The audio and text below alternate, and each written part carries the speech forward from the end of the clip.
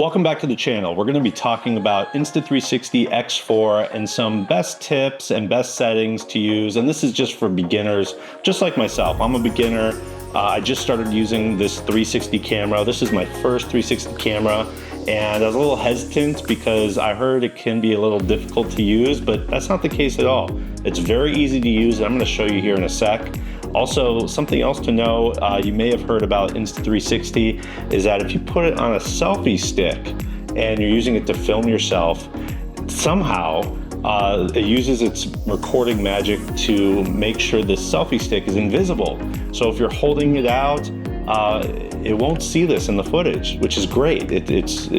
I'll put a link to my first video that I took with this when I went on a family cruise, and you'll see what I mean. It erases the selfie stick. Now, something else to know is that there's actually two different types of selfie sticks, and why is that important? Well, number one, this selfie stick, it also, we'll call it the invisible selfie stick. That's what Insta360 calls it. So this gives you a pretty good amount of range. It extends out. But if you want something that will go way higher, this is the extended selfie stick. Might look like the same size when it's folded up, but this goes way out, and you can get footage where it looks like you're taking drone shots. So you could shoot it up in the air and it just keeps on going, keeps on going, keeps on going, keeps on going, keeps on going. Oh, it's gonna hit my ceiling, so I better stop. So this extended selfie stick is great, especially if you're doing anything, travel, hiking, you're on the beach, you want it to make it look like you have a drone shot over you. This is the one to get, although they both come in really handy. So stay tuned, we're gonna go over some tips and tricks and best settings. Sit tight, check it out. First up, let's talk about frames per second and resolution. I would recommend 30 frames per second for social media postings and talking head footage.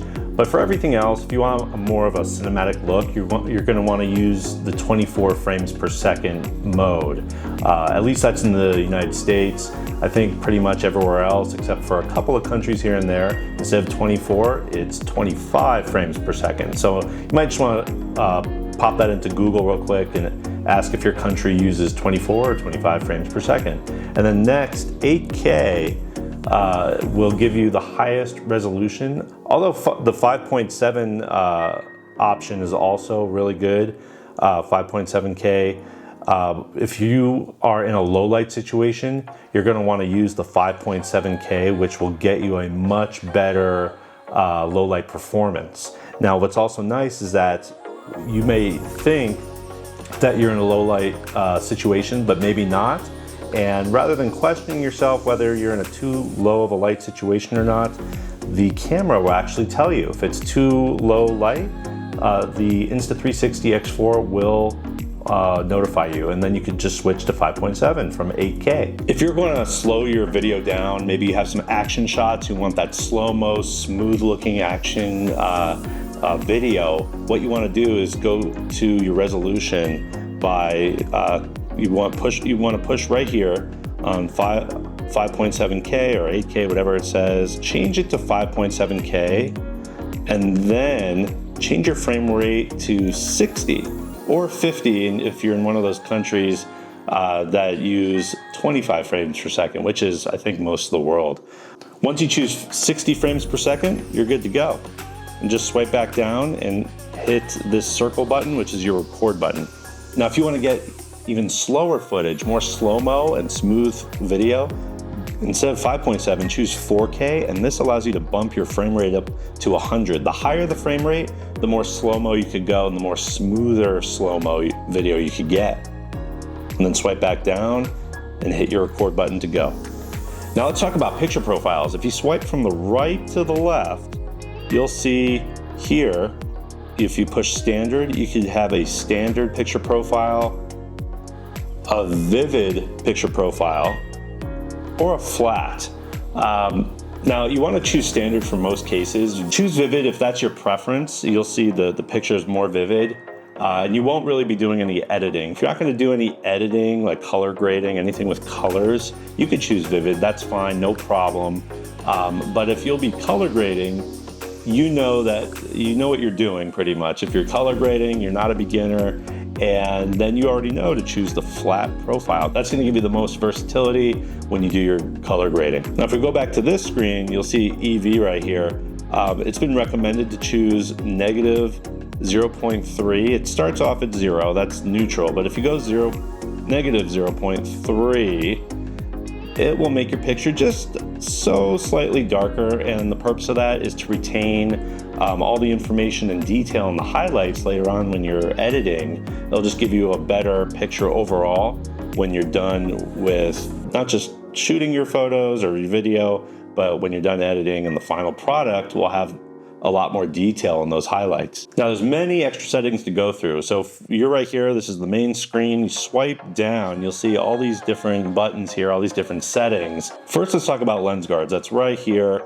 I always shoot with no lens guards on. Now, the camera does come with some standard lens guards, and you could buy premium lens guards, and they're great for protecting both sides of your camera right here. You have your two different lenses to create that 360-degree footage. However, it has been known to affect quality of the footage. So I would recommend just choosing no lens guards if you can get away with it. If you're going to be doing some high action, you're afraid you're going to have some high impact to those lenses, fine. Choose which one you're going to be using. You could also choose auto. I'm not a big fan of auto when it comes to any type of settings, just because that you leave it to chance, the camera to choose the wrong setting. So in my case, I'm going to use no lens guards. First, let's talk about gesture controls. So we'll go right here, gesture controls. If you turn it on, and let's say you mount this camera on a tripod and you want to film yourself or take a picture of yourself, well, all you have to do is raise your hand and it'll start recording you, and then you raise your hand again, it'll stop recording you. Now, if you just want to take a picture, you just hold up a peace sign, and when you do that, it'll take a picture of you. Easy enough. Let's go on to the next setting, and that's voice commands. So if we choose voice commands here, voice control, we'll turn it on, and you'll see different languages. And what's really cool is it kind of takes gestures one step further. So not can you only just start and stop recording and take a photo, but you could also mark a sequence or mark something, and you could also tell it to shut down your camera. Another feature I like is quick capture. So that's right here. If we click on quick capture, we turn it on. Quick capture is great for getting shots when you're in a hurry and need to capture quick footage. So if enabled, this will allow you to push the record button when the camera is off, which will turn on the camera and start recording as fast as possible. Great when you're in a pinch for a quick shot. Now let's go back to the main screen here. So when you're in the main screen, I'll go back to my defaults that I like is 8K, 24 frames per second. Now if you push this button right here you can choose your different modes. 360 mode, HDR, there's all these different modes, time lapse, time shift, bullet time. You can check that out in one of my other videos where I did bullet time. So there's a lot, you could get a star lapse. There's a lot of different options here. And then if you go to single lens, then you can enable things like me mode, which is also in one of my other videos. I'll post a little link to go to that, or maybe perhaps right above my head, you'll see the link.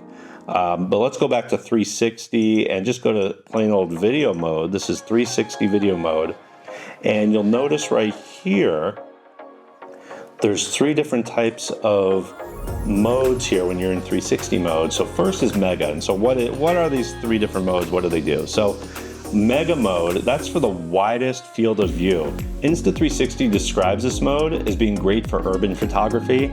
Now it may have the most distortion, such as trees looking like they're bending, depending on your shot. Now, if that's happening, you'll want to go down to either ultra mode or de-warp mode if that's happening. But next is ultra mode, and this is the second widest field of view. Insta360 describes this mode as being great for mountains, hiking, and other outdoor sports. This will also, or may also have distortion. So if the distortion is too much here, then you'll want to go down to de-warp. And then for de-warp, you'll see right here, this has the lowest amount of distortion. This is what I would use if you're vlogging or if you have shots of people so their faces aren't experiencing any distortion. But what's really nice, or what's important, is that you play around with what works best for you with the shot you're trying to get. And what's really great though is that, let's say you film in Mega and there ends up being too much distortion, and you're like, oh no, I just wasted all this time filming and it looks all distorted. Well, what's great with Insta360 is that if you choose the wrong mode, you could fix it in the app or on your computer later on when you're editing the footage. So don't worry too much if you don't get it right while you're filming, because you can always just fix it later on. Thanks for sticking around and watching some of my beginner tips and beginner tricks.